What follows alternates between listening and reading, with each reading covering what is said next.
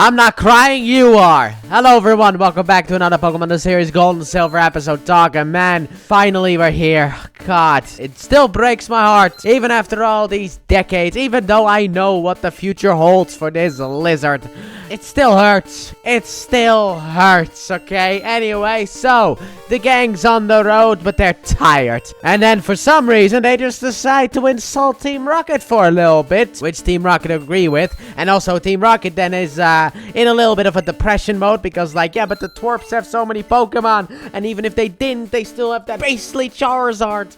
God, it's just so unfair. Meanwhile, the gang also thinks that it's unfair that Ash has Charizard because Charizard is strong. And I'm like, what is so unfair about that? The fact that he caught that thing like, you know, like 100 episodes ago doesn't mean that it's unfair for him to have a strong Pokemon. He's been to the league, okay? Come on. But, like, yeah, technically it is. Also, it wasn't necessarily unfair to use against Falkner because that idiot has a Pidgeot and a Dodrio against people who have a Chikorita and a Geodude, for crying out loud. But then Team Rocket yell also that is unfair and it's because of the echoey mountains. And that is where we meet Liza. I think that's actually how it's pronounced because it's a Z and not an S. If it was an S, it would be Lisa. So I think it's Liza. And she basically says that these mountains are echoey, and then she calls to her Charla, but that one doesn't come yet. Don't worry about that. And apparently we are close to the Charizard Valley, and she can smell that Ash has a Charizard because of the fact that, well, she trains Charizard in that sense. She trains Charizard in the wild in that sense. And also she heard about him because of his gym battle with Falkner. So then Charla comes in for the ride as a ride Pokemon.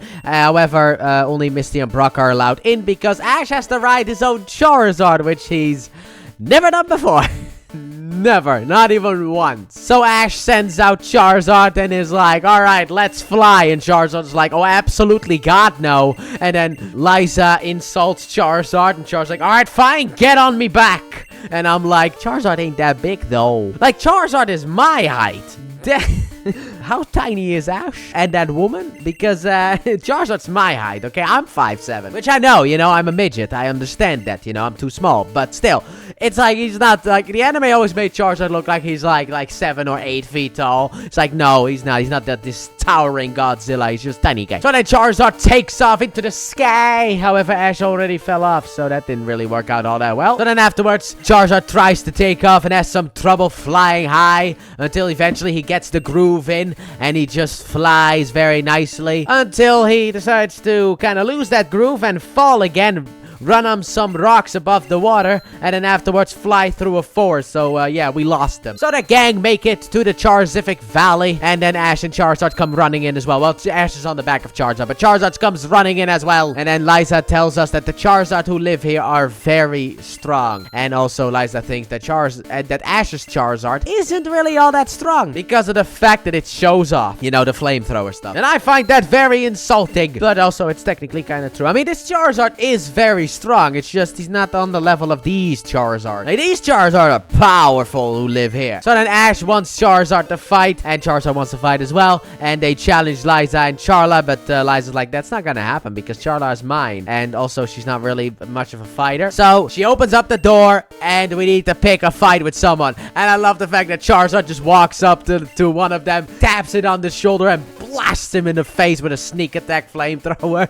I just thought that was funny. But sadly enough, Charizard gets basically insta-shut down. Then afterwards, we got a weaker one who is very gentle and also instantly beats up Ash's Charizard as well. So that didn't work out at all. So then afterwards, Charizard gets rejected. He starts banging on the door, and then he has to fight against Charla, who beats him and throws him into the water. And is like, ah, dang it. So Charizard decides to stay there, puts its tail above the water so that the flame doesn't go out, and just sits there for the whole night. Meanwhile, Team Rocket are also pedaling Charizard with rocks in order to make sure that it stays awake. And Charizard made it to the next day. He's still awake. He's still standing there, and he's still alive. Fire above the water. So then Team Rocket appear just to lose the Charizard, and that causes Liza to open up the door and welcome Charizard in. However, he's not welcome because of Team Rocket. He's welcome because he survived the night, and he showed the determination that he has in order to be able to make it work here. So now he is allowed to be accepted, and then we get the... God, it still hurts. Anyway, Ash then decides to insult his Charizard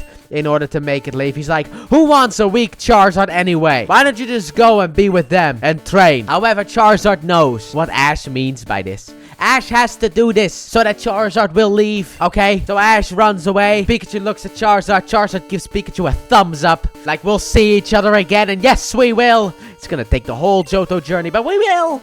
I swear we will. That Blackthorn cannot come fast enough. But anyway, we'll see you again. So Ash runs away. Brock and Misty follow him, and Pikachu as well. And Charizard blasts a flamethrower of goodbye. And that is the end of the episode. And obviously, I thought this episode was fantastic. I did. I love the Charizard's determination. Now, as someone who back in the day used Charizard a lot, and I am not gonna deny that. Yes, I did use Charizard a lot when I went through Kanto. And even in Kalos a lot as well, even though my team was kind of horrible because I had both Talonflame and Charizard on the team.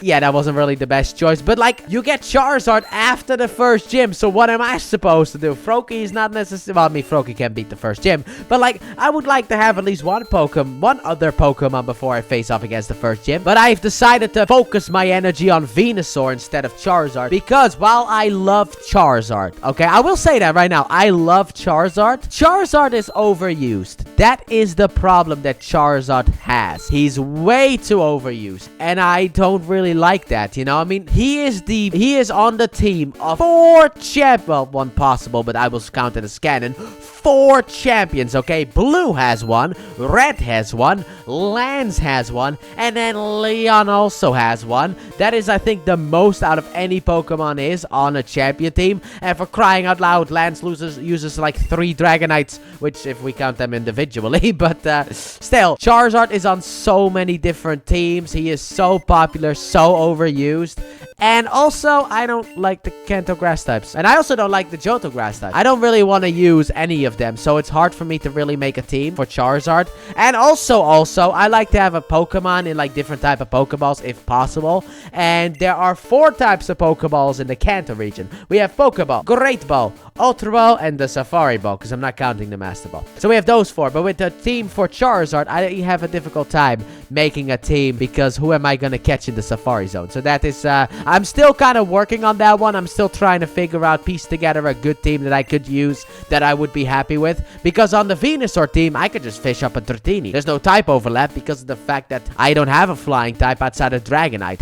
But like with Charizard, it's a little bit more difficult. I'm still trying to figure that out because I don't really want to go through like finding the 1% Tauros, that kind of stuff. So I've really gotten more of an appreciation for Venusaur. And also, technically, in Kalos, Venusaur is also better because I can have Talonflame and Venusaur. So yeah, sorry Charizard, you're cool, but using you makes it very difficult. But overall, like I said, very much enjoyed this episode. And don't worry, we will see Charizard again. It's gonna take a while, but also this will allow Ash to catch new Pokemon. And that is basically what this whole series is about. Ash gets rid of his Pokemon that he has with him in order to make room for new ones. So since we got rid of Charizard, we need a new fire type. It's gonna take us a little bit before we get to that fire type, but we'll get to that fire type eventually. So let me know what you guys thought about this episode in the comment section down below. And with that being said, thank you all so very much for watching, and I hope you guys have enjoyed. And if you did, please like button, subscribe if you're new, if you haven't already, turn on notifications. Don't forget to check out the Let's Play channel, link in the description and at the end of the video. And I'll see you guys next time where we have some flower power. Bye.